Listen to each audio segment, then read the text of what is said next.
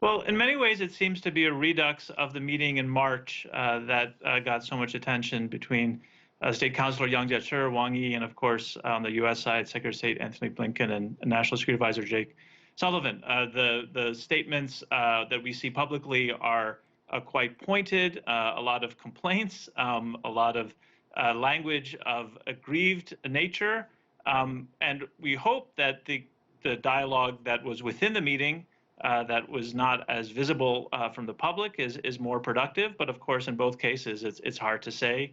We still don't know much about what happened behind closed doors in Anchorage, and certainly we're not going to know too much about what happened behind closed doors in Tianjin the last couple of days. Right. And so there seems to me to be almost a disconnect between words and action. I mean, because the U.S. delegation says it welcomes economic competition but does not seek conflict with China. And yet President Joe Biden has maintained the same tariffs of the previous administration and upped sanctions against Chinese entities.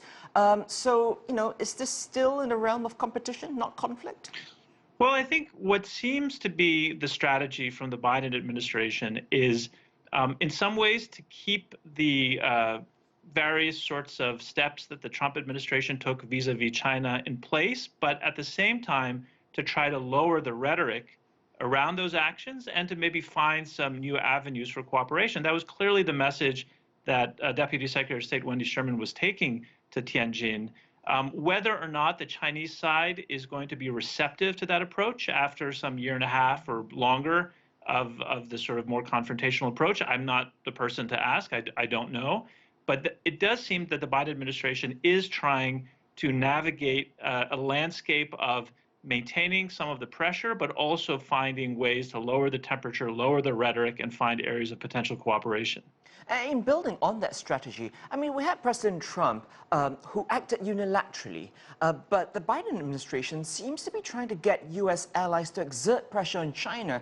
So how does that affect efforts and engagement? Sure, and that's a very good point. That is one of the hallmarks of what the Biden administration is trying to do, which is to bring allies more into the mix of its approach towards China. That is clearly eliciting a strong reaction from the Chinese side.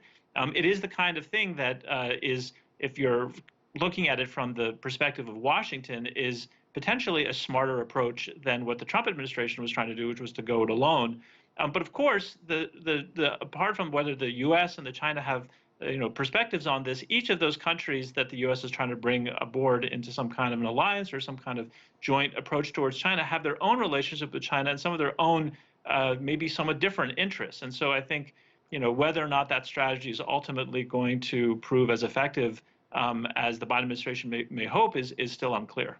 So, Neysun, China says the relationship is at a stalemate. So how do you see things moving forward? Are there areas that may help achieve a breakthrough? I think I've been, coming on to, these programs for some time, talking about the nature of the relationship, and I've tended to try to find areas of optimism to express. I do think at the government-to-government level, the areas of optimism are harder and harder to point out. But I think that at the level of business, people to people, even educational institutions, there are still pathways of keeping the relationship from staying within certain boundaries. But I have to confess that at the government-to-government level, what we're seeing so far is not terribly encouraging.